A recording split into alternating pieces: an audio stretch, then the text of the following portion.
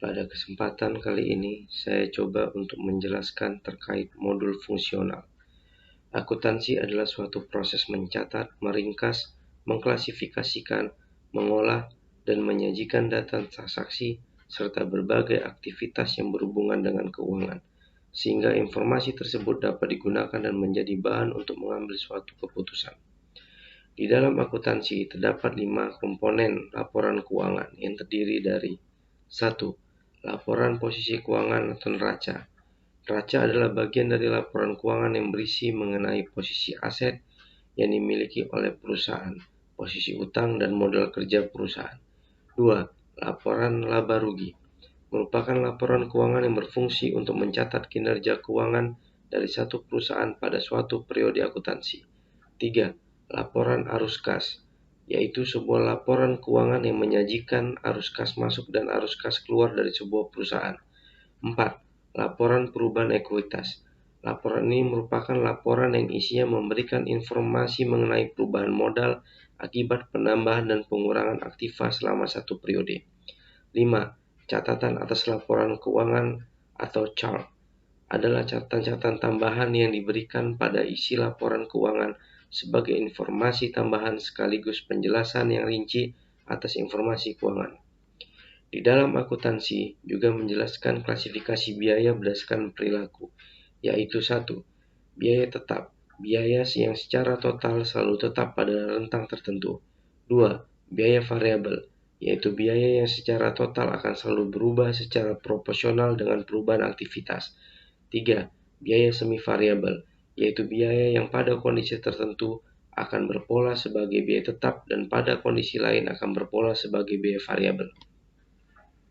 Klasifikasi biaya juga terdapat pada perusahaan jasa, yaitu biaya langsung atau direct cost adalah biaya yang dapat ditelusuri langsung ke produk atau jasa yang dihasilkan seperti upah dan lain-lain.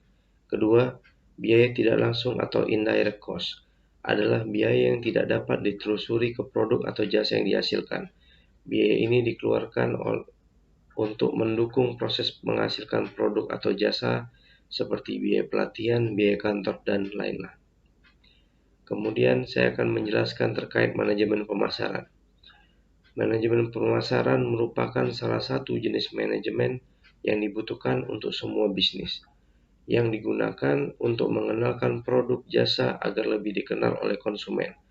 Maka oleh karena itu, perusahaan harus mengerti dan memahami terkait manajemen pemasaran.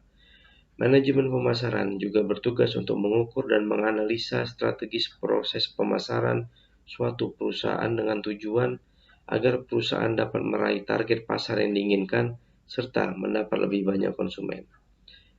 Kemudian terkait pengawasan dan kepatuhan. Pengawasan adalah upaya sistematis yang dilakukan oleh manajemen untuk membandingkan kinerja dengan standar yang telah ditetapkan.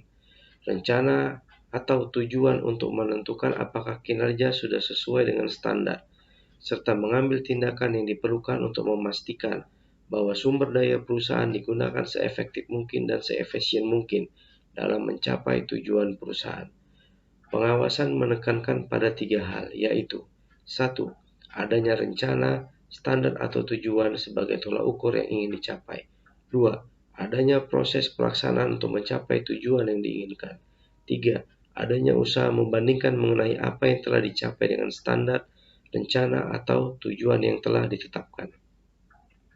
Kepatuhan berarti suka menuruti perintah, taat kepada perintah atau aturan, dan berdisiplin.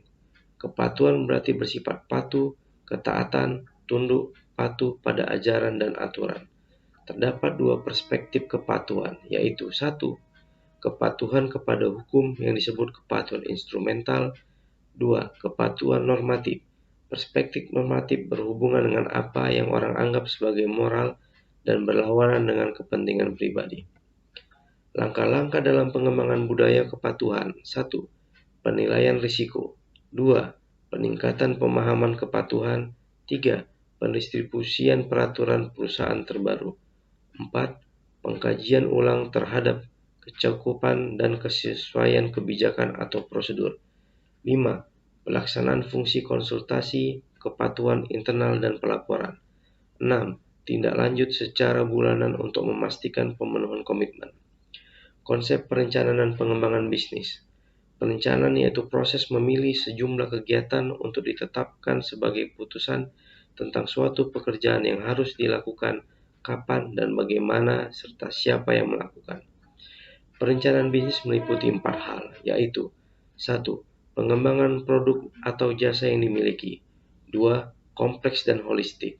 3. Menyeluruh mencakup pengembangan organisasi. 4. Perencanaan strategis jangka panjang. Salah satu kegiatan pengembangan bisnis yang dilakukan perusahaan adalah optimalisasi aset, di mana optimalisasi aset merupakan proses kerja dalam manajemen aset yang bertujuan untuk mengoptimalkan segala aset yang dimiliki oleh perusahaan tersebut. Demikian, terima kasih.